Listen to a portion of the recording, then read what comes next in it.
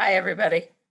Thanks for tuning in to the Salon. This is our weekly program each Thursday evening where I interview innovative thinkers and creative firebrands because we're living through a critical time in American history, the COVID-19 pandemic and a vital social justice movement led by Black Lives Matter. Our guests are a variety of artists and leaders discussing new ideas, how they're coping with the coronavirus and making positive social change, as well as showing us those wonderful glimmers of hope. And my guests this week are Nataki Garrett, the artistic director of Oregon Shakespeare Festival, and Stephanie Handel, the Wendt Center for Loss and Healing. Nataki is the Oregon Shakespeare Festival's sixth artistic director. Since her appointment in April of 2019, she's guided the organization through numerous transitions and crises, including the COVID-19 pandemic and wildfires, all the while building toward a more sustainable producing and fundraising model. She's an absolutely splendid director, and I'm so thrilled to have you, Nataki. Hi. Hi, thanks for having me, Molly. I'm happy to be here. Well, you look absolutely bright-eyed, and maybe it's because it's 3 hours earlier in Oregon. That could be it. Nataki, I'm so curious. Arena had the pleasure of celebrating your career because you've had an incredible career as a director in the fall of 2019 with the Emmerman Directing Award as you were first embarking on your time as artistic director. And when I look at Nataki, what you have had to face, the mountains that you've had to face, and the mountains that you've climbed, can you just give us a taste of a couple of things you think, oh my God, I didn't know I would have to? I didn't know I would have to save this theater in this particular way. Um, you know, uh, we opened on March 6th and we closed 6 days later. And our season started. We opened with 5 plays. So we opened 5, we closed 5 6 days later. And uh, and then we had to go through a series of kind of terrible events to get to where we are right now. So I had no idea any of this was coming. I had no idea that I had it in me to help us manage through this time. And um, I'm sorry for the impetus, but grateful for the latter. I'm happy that I'm one of those like step in and roll up your sleeves and let's get to work kind of women, and that's what I did. That's so great. What do you think prepared you for that instead of being absolutely frozen in your tracks? I think it's everything. I was raised by working people, and also activist people, people who worked on behalf of other people, in creating opportunities. And, my parents were both revolutionaries. I grew up in Oakland. Every woman, my mother was a single parent.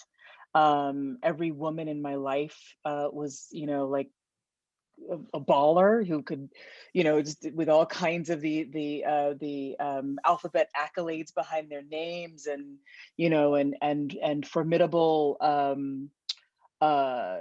experience in shifting things, and people who had been at the lunch counters, during Fisk's the early lunch counter days for SNCC, and people who had marched on Washington, and people who had shut down the campus at San Francisco State. So I'm sort of steeped in this, like, we have to change, let's get to work. You can cry in the car on your way to getting to work, but you better get to work. Which is, I remember my mother saying that to me. You can cry on the car on the way, but I have to go to work, so let's go. I love that. I love that. Well, you really have gone to work and you really have rolled up your sleeves. I've been fascinated with what you've done online because it seems like you just moved and started swimming in those waters. So, talk about some of the programming that you're doing with your films and different projects. So O was actually conceived well before I arrived at OSF. I actually had been thinking about it. I had applied for a few artistic leadership positions and was starting to cultivate this idea about a digital platform, like theaters that really that can take advantage of a digital platform.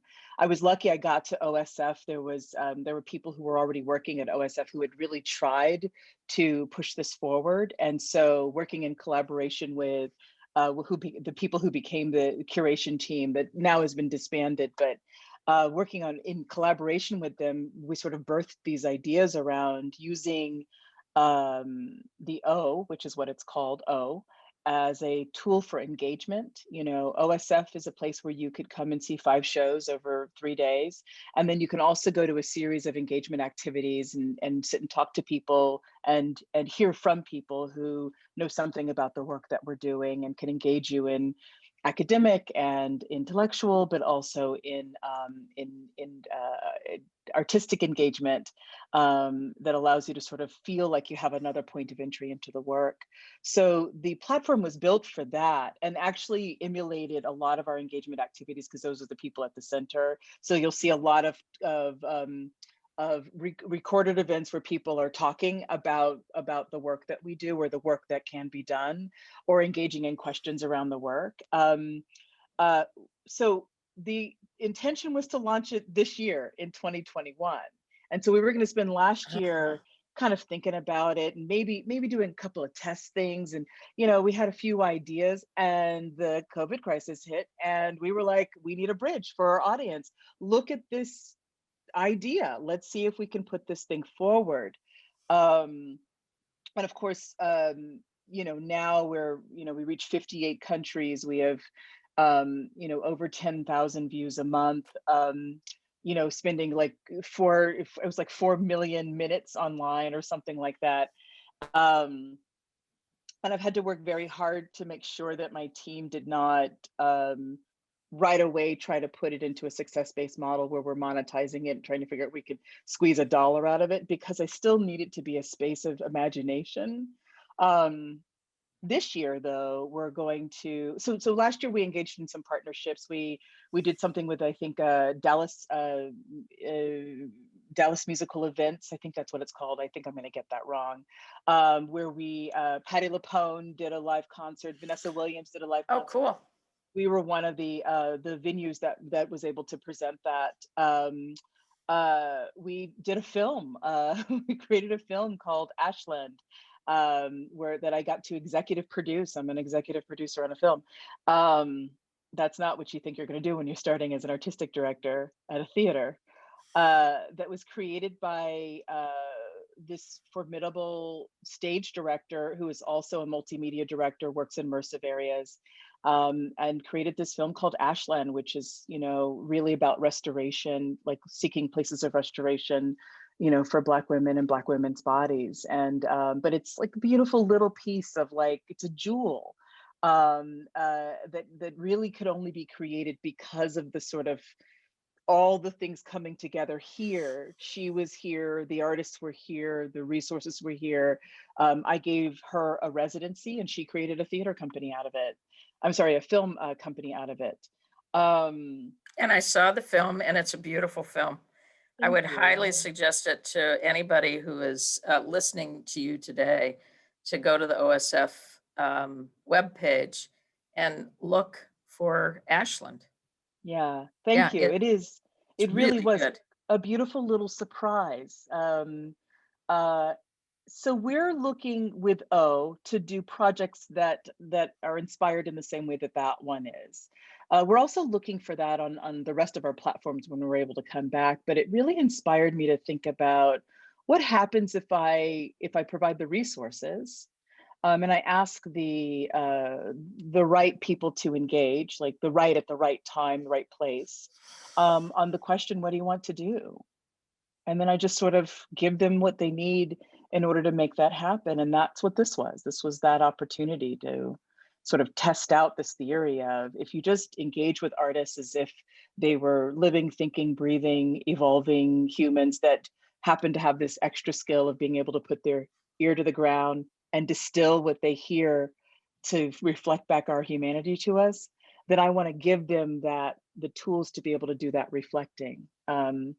And so I'm really inspired because of that particular piece. We're doing fun things like we have something in the mix called Ferliloquy, which is like dogs and cats, giving monologues, Shakespeare monologues. And, like we have a quiz show that's coming up called Shakespeare Quiz Show, which is really exciting. And so there's like a lot of fun stuff on there, but there's also some pretty engaged stuff. We have this project called Womb, which is celebrating and focusing on Black queer artists that are not necessarily theater artists, all kinds of artists, people who perform. And at the center of the work is this idea of performance, like what is it, and sort of questioning it and giving us a chance to engage with this idea of like, what is 21st century performance, and why does it exist? And what are our new forms, and how will we meet the demands of a future, with our past forms, our current forms, and our future forms. Beautiful. Okay, so I'm really curious about the director inside of you. What are you aching to do now? Oh, yes. That's really interesting because at the onset of all this, I had lists in my head. This, 50 million plays that I could direct. And now I feel very quiet. Like I want to reflect both where my heart is, but I feel like I have to be really generous with what I want to engage with, because we're in this time where we're gonna need some healing. On the heels of a pandemic crisis, there's an uprising for social justice at the murder of a man on national television. A few people actually died on national television, and and then there's this insurrection. I think we're in this space where we need healing. And so what I was really jazzed about before, I don't know if that's where my head is now, and I'm finding it difficult to kind of reach back into those spaces to know. I've read a couple of exciting new plays that I'm thinking about. I won't give the titles because I'm not sure if they're proprietary, but I was working on a play just before this pandemic that we were going to produce last year called Confederates, which is Dominic Morceau's play. And I didn't think I would be excited to do that play this year because it's such a raw piece and it's tough, but what I found in I read it a few times over these last few months just to sort of keep my juices churning. And what I found is that it's got this profound and deep call for compassion in a way that I hadn't read before. So I'm grateful for it, and so I'm excited if we have a chance to do that in this next year. I want to do that. And I'm looking at Cervantes recently, a contemporary of Shakespeare, but looking down a slightly different road, at the kind of height and heyday of Spain. And so I'm curious about that writing and colonialism and the impact of that. There's a couple of things I'm stirring in. I love it. I love it. We just have a minute left, Nataki. We could talk forever, but I just have one question for you. What's the glimmer of hope that you're seeing in the future? Where's the open door for you right now? Days after this pandemic, within days, my artist friends online, they were writing plays, for the Zoomosphere. They were creating things. They were asking me if I wanted to create with them. The glimmer of hope is that art prevails, because it is the reflection of our lives. So I'm excited about continuing to proliferate, more opportunities for people to engage in that. Well, thank you, Nataki. You're a bright light in the American theater, and it's really a joy to have you on. Thank you so much. Thank you, Molly. Thank you Yeah. very much. I appreciate Take being care. here. Take care.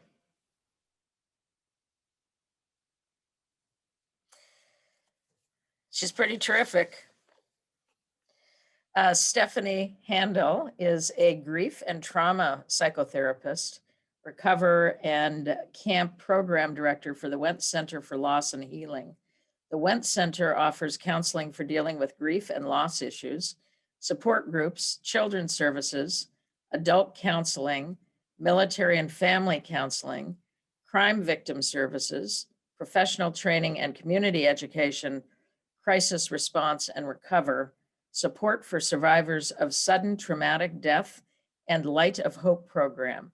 Now, Arena's community engagement team has worked with the Wendt Center with the Voices of Now ensemble since the 2011-2012 season, as well as for the Wendt Center's yearly grief camp for children and youth, Camp Forget Me Not, for 15 summers. So welcome, Stephanie. It's so great to have you on. Molly, it's great to be on. It's good to see you. Yeah, it's good to see you. And especially with Keith Haring in the background with that great big heart that's just pulsing. I feel like this is this moment in time where we've got all of our big hearts pulsing. When I had to move into sort of creating a home office, I literally said to myself, I need to surround myself with as much sort of love and kindness and sort of quietness to settle myself, even as I was providing support. And so, I went back to my early days, pulled out my Keith Haring and said, I need you. And Keith said, I'm here for you. I'm so curious because Voices of Now is a program that encourages young people to address questions and challenges in their lives and interpreting that into the original pieces of devised theater. And for a Wendt Center ensemble, this takes an extremely deep meaning. How do you feel this kind of work with Voices of Now supports the center's counseling and therapy work? How is it working in tandem? Because it's theater programming with grief counseling. To be honest, I think sometimes over the years, I have absolutely found that the grief ensemble through Voices of Now has been a more effective environment for some teens. Not everybody, discusses their grief using words or processes their grief using words. And so it's a really great sort of, as you say, tandem or adjunct to the work that the Wendt Center provides, because I might start with a teenager in individual, or one of my colleagues might be seeing a teenager through the Resilient Scholars program in a school. And then this teen is also a teen who is really interested in writing and wants their voice to be heard and wants everybody to sort of understand their experience of being a teen and all the things that adults get wrong about adolescence and grief. And this program is such a great fit. We actually keep usually our lead grief therapist and a grief therapy intern on site all the time, working with Arena Stage's teaching artists. So it's literally this beautiful relationship of the teaching artists, teaching about body movement and finding voice and how to project that on the stage. And we have the grief therapists who are also really creating this holding environment and safe environment for the young people as well to do the work and feel as vulnerable as they might want to, and also know that the support is there. I think it's a great relationship. And honestly, for those who have never seen one of the Voices of Now shows, look online and you see this beautiful work, beautiful, beautiful work. No, you're absolutely right. It's so great because in the theater, we're always talking about how do we connect ourselves to real life. I mean, the productions that we do, they're about real life, but what are the connectors into the community? And this is one of those beautiful connectors into a very special community where the symbiotic relationship creates these pieces that I've seen that have been part of the program that have just been totally powerful. And I'm really interested in the kind of work that you're doing with very young kids, like 3-year-olds. And how do you talk to a 3-year-old in a session? Because I know you also work with adolescents, you work with teenagers, you work with adults, but how do you work with little tiny kids? So one, there's working with them when we're not in pandemic times. And in those spaces, first of all, one, I have this fantastic playroom that is, with a sand tray and puppets and artwork and games and toys. and dolls so that kids can really explore, and play is their natural language. So to bring them into a space like that, it becomes much, much, much more tolerable. So if you bear with me for 1 second, I have somebody that would love to meet you, but also it gives you a sense of how sometimes I work with younger kids. So Okay. um, he can be really shy. His name is Frankie. This is Frankie. Do you want to say hi to Molly? Hi, Molly. Hi, Frankie. So Molly, this is Frankie. And Frankie actually started seeing me as a therapist after his daddy died. And Uh, so he sometimes comes and helps to talk with other little friends. And you know what? Sometimes they ask him, do you want to ask him a question about like anything you see on him? yeah, Frankie, I'm so curious because my dad died a few months before I was born. So I didn't have a dad, and that was really, really hard. And I see some band-aids on you, and I'm wondering if they're band-aids. Are they on your heart? Molly, thank you. I don't always meet people whose daddies died. Thank Mm. you. So you can tell, go ahead and tell Molly. So I have a Band-Aid on my heart and my belly. I even have one on my head. You know why? Because I want people to ask me. Like when I fall and I bleed, I can say, oh, I fell off of my skateboard. But I want people to know that I get headaches sometimes, or I have bad dreams Uh, when I think about what happened to daddy, or I get belly aches and my stomach hurts and it just hurts a lot in my stomach. I don't know what to call it, but I know it doesn't feel good. So Miss Stephanie taught me about how I could put band-aids, and then people can ask me, and then I can tell them a little bit about my daddy and my feelings. Nice work, Frankie. That was really nice. Do you want to say thank bye? you, Frankie. Thank you, Molly. Bye. Bye. Bye.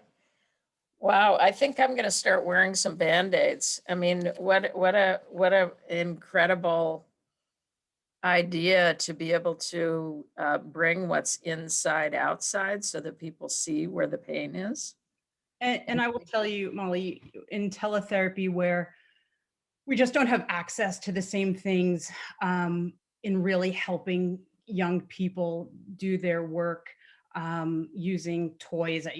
I'm trying to use online sand trays, or I'm trying, to make sure that kids have access, sending boxes of bubbles or toys that they can use. I try and meet them where I can, and I can have a full session with a parent and a child with Frankie, and we're talking about death and dying and worrying about where they are and the feelings, and really powerful work still can happen. And what happens is the parent also gets shored up in that, because they see that, one, their child can tolerate being in these conversations, but also Frankie might Uh-huh. do some breathing and self-regulating, Uh-huh. techniques with them. And now we've just worked together as a family and, done some really pretty powerful work. This is why I love the Wendt Center, by the way, that we can do this. Well, I can tell because you're able to take on that personality, and I totally believe that Frankie was who Frankie is, and so I can imagine how it pulls out not just the children and the but the parents too. I mean, to be able to move people into talking about their grief when they don't want to talk about their grief, Mhm. and finding different ways to do that. How are you finding people are dealing right now with the pandemic? Because that's a kind of national grief that we're in now. As a nation, we have absolutely been grieving, public grieving, mourning for nearly the last year. And there are people who are grieving deaths. There are people who are grieving lives that they will never get back.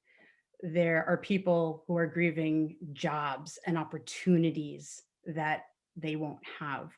And so what I'm finding now, now is also different than what we have been experiencing, and where we first thought, like, let's just try and find a language of this loss and how to stay connected. And then it became, how do we grieve hundreds of thousands of people that we might not know, but the weight of that um, winds up really being a part of all the work that I'm doing with kids, with teens, with adults. Just talking about the losses that have happened, being able to help kids be able to say it's okay that they're really angry and really sad that they didn't get to have graduation, they didn't get to go to their prom. I know that my mom really tried hard to create something. It wasn't the same. I wanted it. Or I lost an entire season of a sport, and that sport was supposed to be my next step. That's grief also, and we can't Sure. minimize that. And I will tell you, as someone who works with young people, to validate that type of grief also has been so empowering to them. I love that. I love that. What are non-traditional ways that you work with people in terms of moving through grief? So one, I integrate a ton of body work. And now I've never danced as much as I've had in this last year on teletherapy, because I look at how to bridge wherever they were moments before starting a session, and then starting a session with me. And we talk about how to upregulate the body, or how just to connect to the body more. And it's, do you want to pick a song? Let's move, let's dance, let's just feel how alive we can be, or shift ourselves. But I'm also doing a lot of breath work and grounding work. And for some people, this is like brand new work. What do you mean grounding? And it's just like, all right, how do you feel like you're not floating away when we don't have the same connections, where you might see a colleague or you might see a friend, where we might touch each other? And that's a grounding in grief, where people can hug you.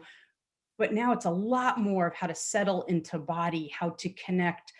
I'm not asking people, how do they feel? I'm asking, where do you notice your grief? What does it look like? To ease them in different ways. We created a program because we couldn't have our camp program. We created this online, basically family camp workshops, grieving families healing together. And we ran 13 workshops. And so how did we do the grief work? A cooking workshop that was all about supporting people using cooking and being able to integrate their grief. Art, drama, movement, writing, spoken word. I mean, mindfulness. That was so powerful. What has begun as a pilot program, I absolutely see us continuing, because this was literal families all around one screen, making Play-Doh from scratch and being able to process their grief, talk about their grief, high five each other as support. I always would end with, parents, you have made it through this. You're here. Let's high five, but also acknowledging that you are grieving and parenting at the same time. And that was an incredibly creative way that we have helped people navigate COVID living. Yeah. National grief, national mourning, national Yeah. change, and then their very personal present experience. My partner Suzanne is Yankton Sioux, so she is from a very large tribe, and when they grieve the loss of someone, it's 7 years of grief, and each year is a new cycle of grief. The first year is really all around the seasons. And at the end of the first or second year, there's a huge giveaway of everything that the person loved. So all the families come together, the tribes come together the tribe comes together in an arena, and people will get, if somebody was into basketball or dance, they'd get things for dance, regalia, big star quilts, bicycles. I mean, incredible. And all of these ways to be able to remember. So I love what you're saying. I love how you're creating new ways to be able to grieve, even though we're on Zoom. What I have said is COVID might have taken away or robbed us of our traditional rituals around grief, but I refuse as a person to have COVID rob us of how we still can connect and be present for each other in our grief. And that's why myself, my colleagues, my friends, we are constantly searching for ways to stay connected in this. It's one of the few ways I imagine us getting through this. When you talk to Nataki about the light, I was like, kindness is the light for me, of just constantly believing that there are kind people that will be there, that will support, that will lend a hand in some way, will let you know that I will be there when we're finally back in school together, or I can't wait to see you at the office. Kindness is the light here, that I refuse to believe COVID will rob us of. That's beautiful. Well, thank you so much, Stephanie. We're at an ending here, but I so appreciate you and the work that you do, and thank you for sharing it with the audience. Thank you, Molly, so much. We'll see you in real time at some point. You take care. Wow, really fantastic, right? It's beautiful when you hear what people are doing in these days and the level of creativity that people have. Next week's guests will be a team. Stephen Smith with the Program Director, Columbia Pike Revitalization Organization, and Matt Connor, his partner. They're both playwrights. Ricardo Hernandez, who is a great theater designer, and Kamala Forbes, who is artistic director of the Apollo Theater in New York. So an exciting slate of guests. And for tonight's gift of art, we have a lovely video from one of Arena's master classes, Stage Management, Solving Puzzles with Christy Spann. So have you ever wondered who runs the day-to-day operations of a show from the first day of rehearsal to the last curtain call of the closing performance? If you guess the director, you're wrong. It's the stage manager. They serve as the show's air traffic controller, and they specialize in solving problems of all shapes and sizes. And this class will incorporate puzzles to teach you stage management skill. All you need to bring is your curiosity and observation skills. And this class takes place in 2 sessions on March 3rd and 5th, and you can register now. And now you are all going to see Christy Spann. Take care. See you next week.